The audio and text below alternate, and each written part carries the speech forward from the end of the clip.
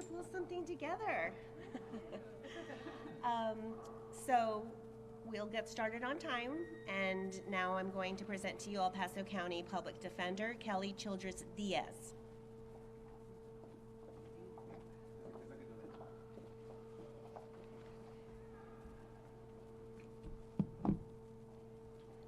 Good afternoon, everyone.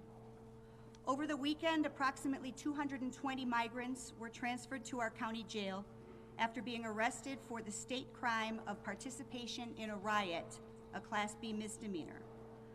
On Monday, I waived bond review hearings so that my clients could remain here in the county jail and accessible to me, and I would be accessible to them. I had intended to waive those hearings on Easter Sunday as well, but prior to the hearings beginning, the court, on its own volition, released all of the migrants on signatures, OR bonds. There have been a number of misleading statements made over the last 10 days about an incident that occurred at Gate 36 of the border wall.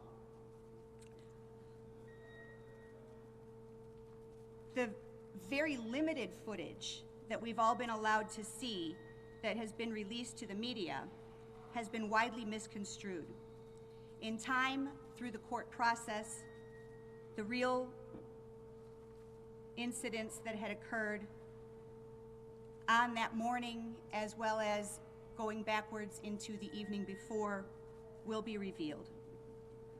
The charges against these migrants are false, and they're an attempt to inflame the public.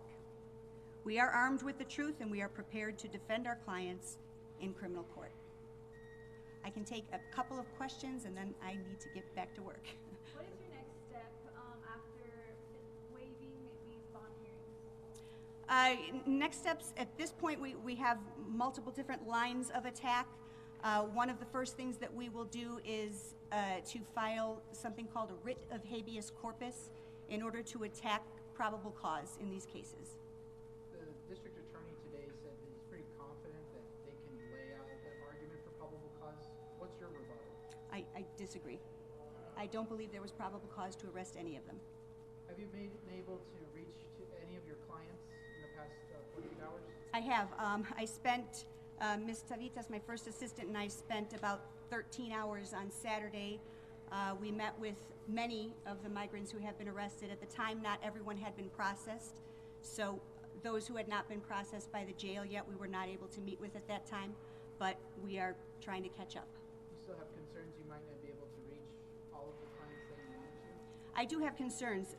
The Immigration and Customs Enforcement system that allows me to find the locations of where my clients have been transferred to has regularly been coming back saying that the system is down at this time, try again later. So as of yet, I have no idea where any of my clients are, other than the ones that remain in the jail. The ones that were transferred to ICE? Correct. Do you have any concerns that some have been deported at this point? I don't believe that's the case, although I'm not able to get that information because ICE will not release it. How many remain at the county jail? I believe there are 39.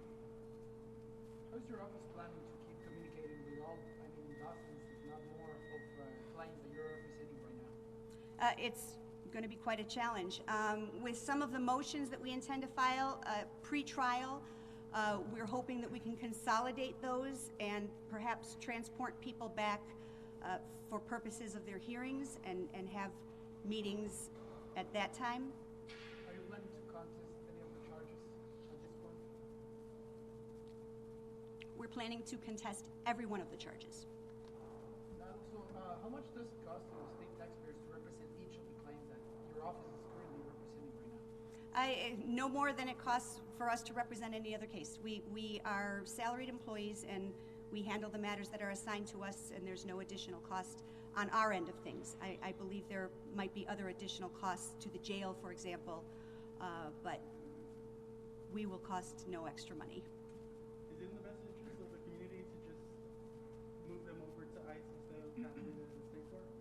No, I don't believe that it is. I don't believe we can stop bad behavior that we see that is, I guess, directed at migrants.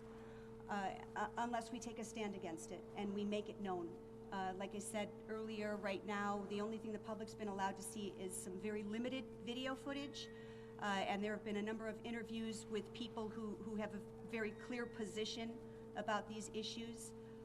But until the full truth is revealed, people should not be making up their minds about how to handle these situations. And I think if we don't address it and take a stand against it, first, I wouldn't be doing my job. Second, there are a lot more people that stand to suffer behind these people if we don't put a stop to this. What do you expect the expediency will be on these cases? Can we expect these things to play out quickly, or will it take a while? I certainly hope they will play out quickly. I do intend to file, and I believe we may have already filed in all 221 cases.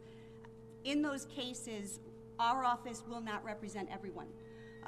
In the cases that we represent, we have already filed speedy trial demands, and we do intend to demand trial immediately when we're assigned to a court. Have any private attorneys or pro bono attorneys stepped in and fill in some of the gaps? I do know that there are a number of attorneys who have been appointed to many of these cases. As of yet, I have not spoken to any. I have spoken to a number of immigration attorneys all over the country.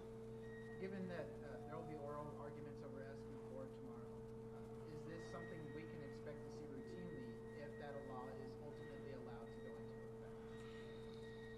I don't know that that law will have an enormous impact on El Paso. If we can curb some of the current behaviors going on by some of our state officials at the border. I don't see a direct relationship between these cases and as before.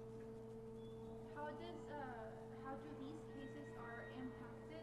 You know, if these people are sent to the processing centers and stuff like that, how does this affect their cases here in state? Well, it affects our ability to communicate effectively with them. Once we learn where they're located, and I know prior to coming to the jail, they were mostly spread out among 3 different processing centers.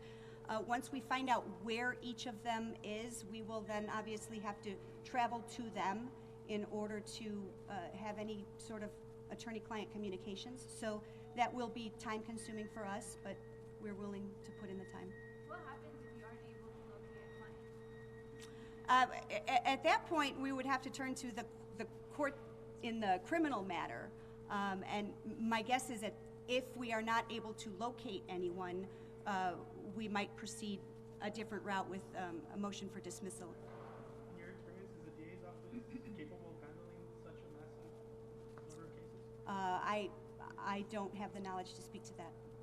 Do you sense that having 220 additional cases, I guess, is going to have an impact on just regular operations?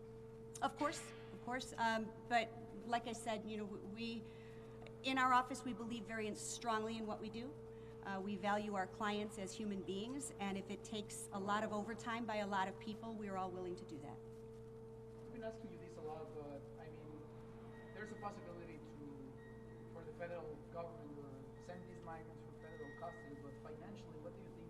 If it makes sense, it will be better to just keep the migrants in state custody at this point? What do you think? I believe there's going to be a financial burden to someone either way. It just the question is who bears the burden, the county or the federal government. That's not my decision. So, is there anything else you'd like to add? Nope, that's all. Thank you all so much.